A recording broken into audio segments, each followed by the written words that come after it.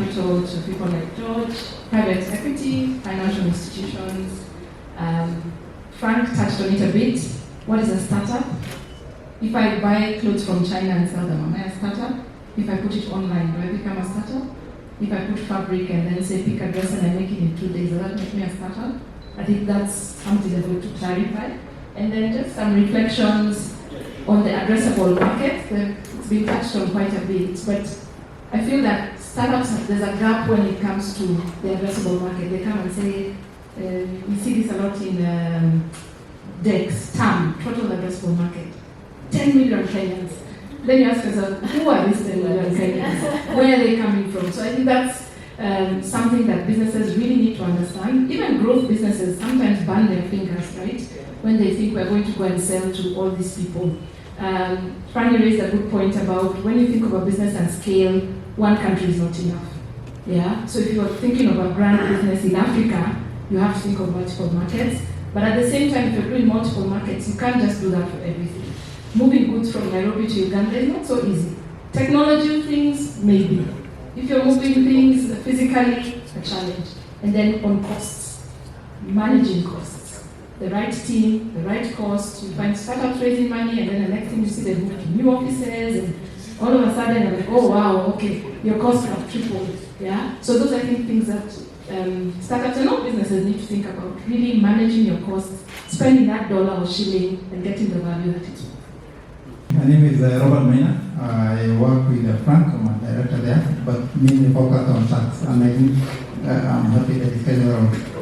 I'm also part of East Park Public Finance and Tax Committee. And the discussion that we discussed on government not being aligned with the tax policies. I think last week we were actually debating on the submitting to the National Assembly Committee on the issue of the national tax policy. And one thing that we noticed that most of the time is that we do have reactionary responses. When we have a finance bill in Kenya and you see a lot of things have been introduced, a lot of submissions go. And when you find that some of these long-term tax policy measures, they will require proper work, a concept paper maybe prepared by a lobby body. We have the venture countries, we have CAM and all that. You need a paper that you are able to convince the government. Why should we implement this? For how long should it be there? What are the benefits other than giving you the incentives? So what we've not seen is that people do not work on proper concept paper. They just do reactionary submissions, and you are doing 100 of you, 1,000 of you. The government will just say, we need revenue. So proper work should be done on that respect. And then, and for instance, just to say, we have a medium-term revenue strategy. You can actually see what the government is likely to do in the next 3 years. They've actually said that actually they want to introduce, let's say, VAT on insurance, VAT on education, they want to introduce a carbon tax, a third tax. I mean, these are taxes they have already told me, we are going to introduce this. Have we done anything to try and see, whether we can convince them otherwise? Otherwise, someone will sit until 2026, when the tax is in, then they put in a reactionary, submission. Now, my question is, what I've seen, as much as they do tax, is that we have a lot of startups which have, they are driven by social objectives. Let's say you want to encourage people, the education sector, you want to encourage the kids to go to school, the health sector, you're targeting the road of the economy. But then, as they push for these social goals, we have people who are pumping money and they have a financial objective. So at times you find that someone is trying to achieve a financial goal, and so the cost, the pricing is extremely low, and then over 5-10 years they're still not able to make any money, and yet the investors are still looking for a financial return. So then how do you bring these together? They have a social objective, but they also have a financial objective from the investors. Thank you. I think from the discussion, one of the things that I'm a researcher, and I do a lot of research on even fintech, even in different countries. One of the key things that I've noted is that some startup also does not want to hire experts. So when they want to sell a product or a solution, they are selling to the wrong people, and that means that they are not able to make profit. So it's better, I would encourage startups to be able to hire experts like us. Thank you. What is a startup? And that's a question you must answer. It's what you're talking to, wondering, what is a startup? And, is it a startup or is it a Me Too business model? You start doing Me Too business, I start doing Me Too business. Just because I'm starting, Is it really, does it qualify as a startup? Is it a single entrepreneur business? We have to get our heads around that. What is the addressable market? You're right. That's something that startups don't get clarity on. Who's the target market? What's the product you're selling? What's the area you're trying to cure? We need to get clear on that. We need to be solving a problem. We have to remember that as a startup. Is it scalable, this business? That's very important. If you start a business, and again, that's important. Are you peddling a product, or are you positioning a business? Is it a single product business? You have to think through that.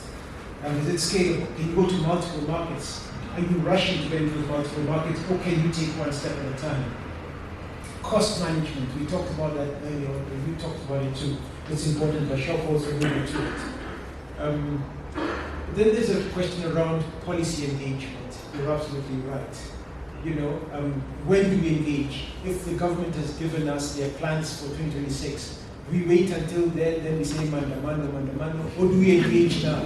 Do we use CAM and KEPSA and EAVCA to start to engage? So our industry associations to start to engage with government. Actually, when do we engage? And do we engage? That policy engagement question is very important.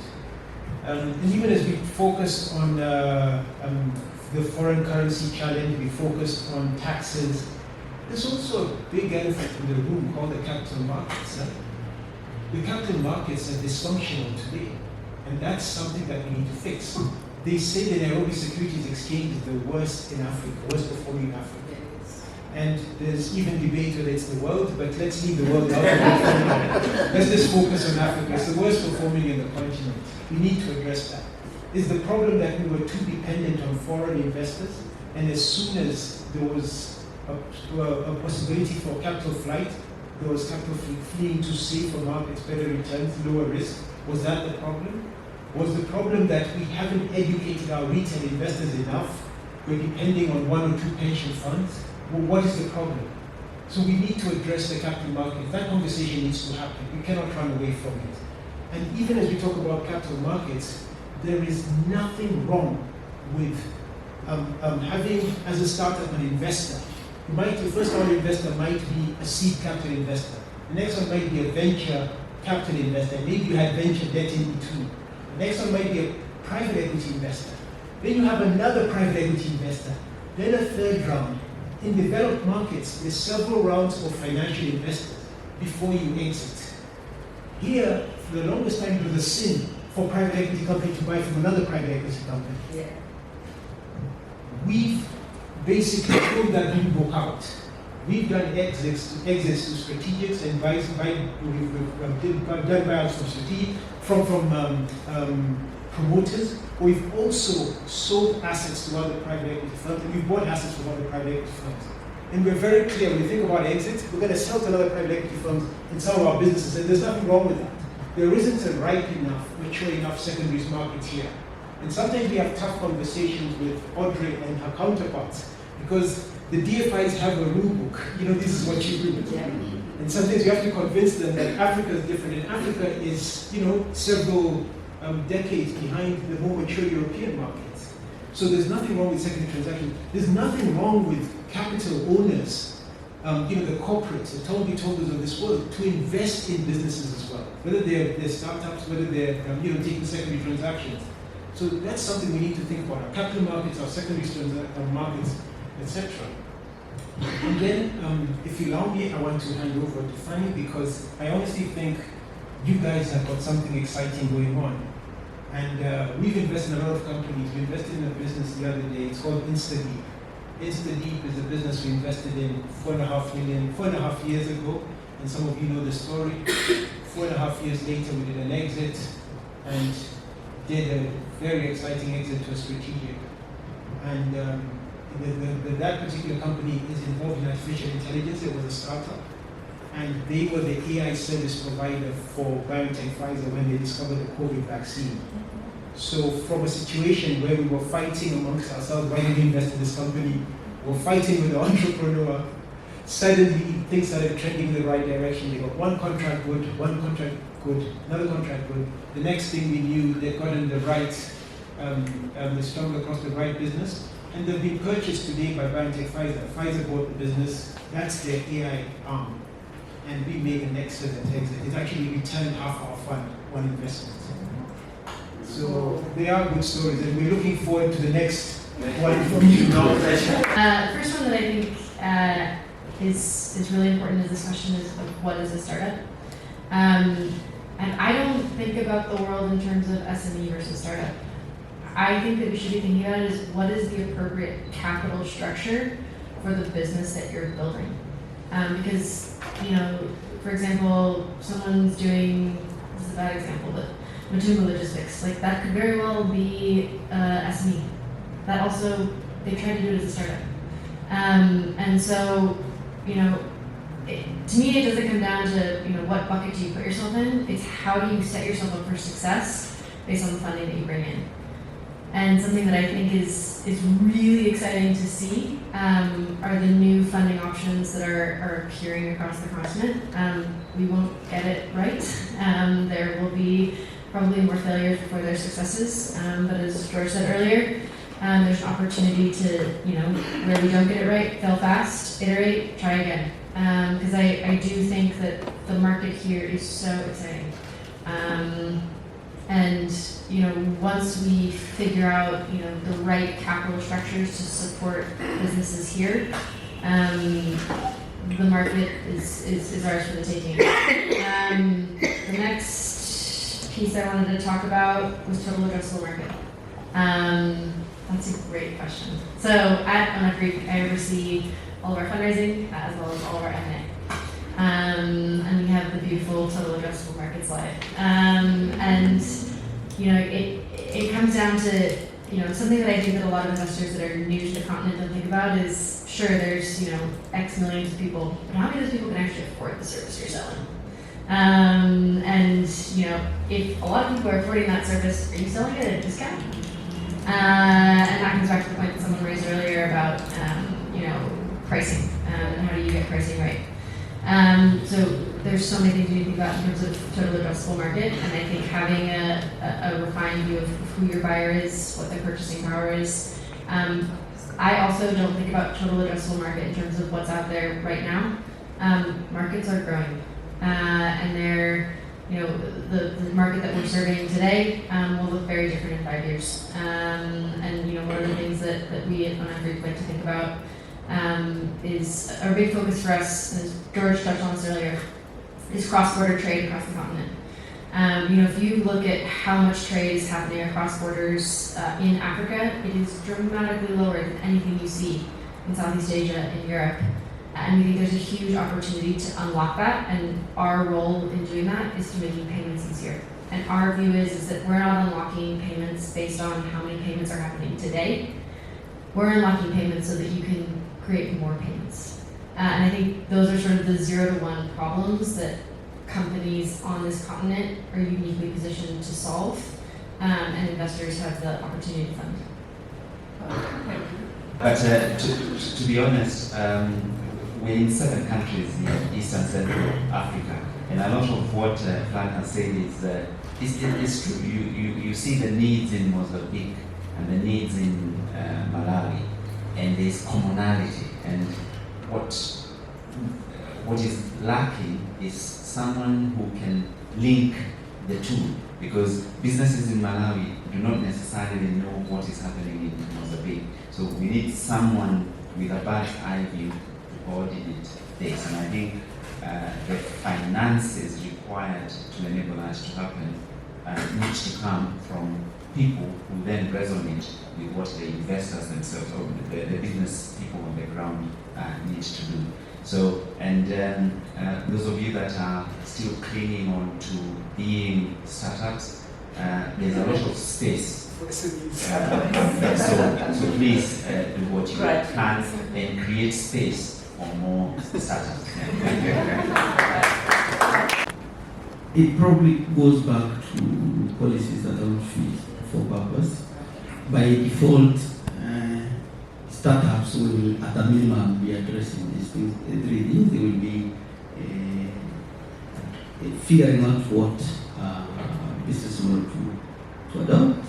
They will be definitely thinking about scaling, definitely thinking about capitalizing. If those three are not part of the mix, probably it's not a startup. But coming back to taxes, the problem we have, I think, is we've not lobbied government enough to understand what we are trying to do and what our special needs are, so that then they accommodate us.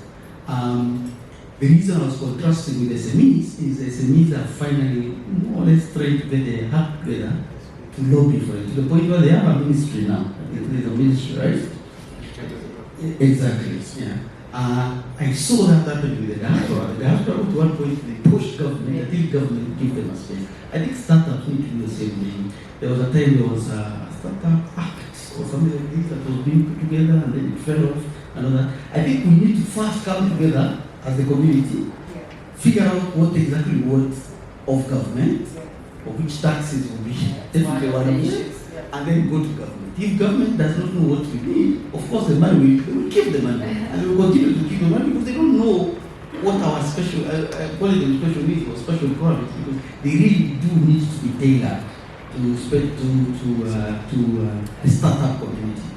But right now, I also feel, and I say this with a lot of respect, startup is also still being seen, at least in the African scene, through the Western eyes. So government sometimes sees it as a foreign concept, and therefore they don't feel the need to give them space or special treatment.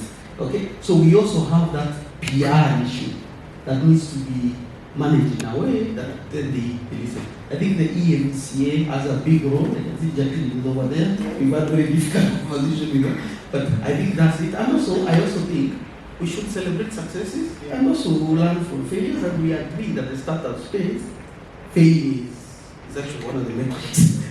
One of the metrics. So at the end, government, I remember being in a meeting where government was, but these guys are coming investors and taking the money and running away, or they are always failing. Why should we be supporting failing enterprises? Because there's no indication between actually most startups fail.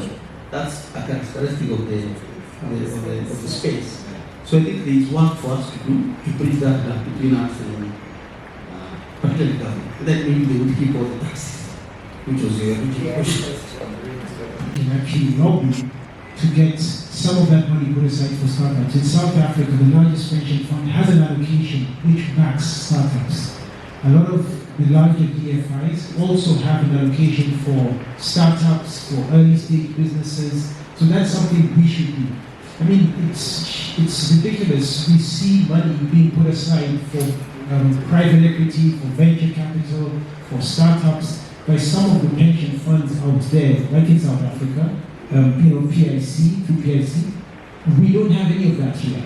But, so there's a conversation to be had for sure, so that government doesn't get all the money. Because the judge mentioned by government Yes, that's true. And yes, unfortunately, it's not just pension funds buying government paper instead of investing in proper businesses. If you look at their portfolio, it's not diversified. Again, that's something, a conversation needs to be had. Too much money is going back in government paper. And when it's not back in government paper, it's lazy investment, put money in equities. But fund managers have to take responsibility, the asset advisors, because they're not doing their work. They're not convincing their clients. And so the trustees need to be more sophisticated than what we have.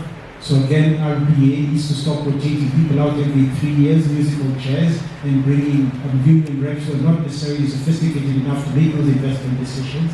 But they need to look at different asset classes. Real estate, alternatives, whether it's private equity, whether it's startups, and there's nothing wrong with support. You'll get some which will win, you lose some, and that's okay. When we do our business plans for our funds, we always plan for some failures. You will have some dogs, so you plan for that, but you make sure that the ones which bring honest capital, the ones which are winners, get you to the home run. It doesn't always work, but that's how you have to model. But that's the real world. On Monday, there's a public participation hearing at Windsor for the special economic zones. This is a vehicle that can support startups and SMEs. There's a chance for your voices to be heard. So if you can make it, go there. You never know what will end up. And hopefully it's a legit one, but I think it will be legit from what I've heard. Well, there you go.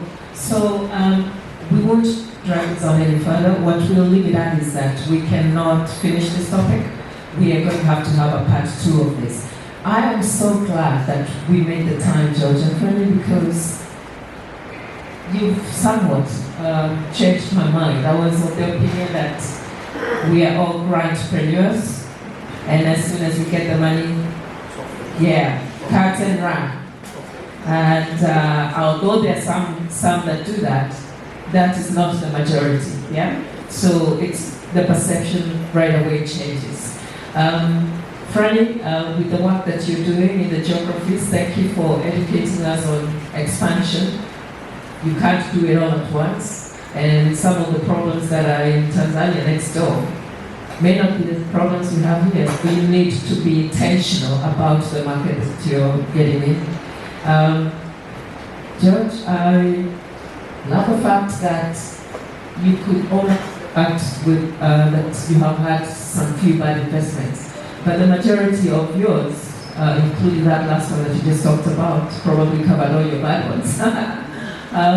And that's the kind of honest conversation that we need to keep having, so that everyone is not just sitting and thinking, I need to go look for a job. Remember I said at the beginning, my goal when I started the business forum was to turn that around and say, you're going to be the job creators. Tom, you'll be a speaker here another time, so not today, but we thank you for coming. And to everyone, especially those who didn't get to ask their questions, the business forum, so you can reach me through that, and all of these people will be available to answer your question. And this is the last one for the year. So next year, plan on what it is, the topics that you want to address, and then you can tell them to that, and then we'll give you a roster of the different topics that you want.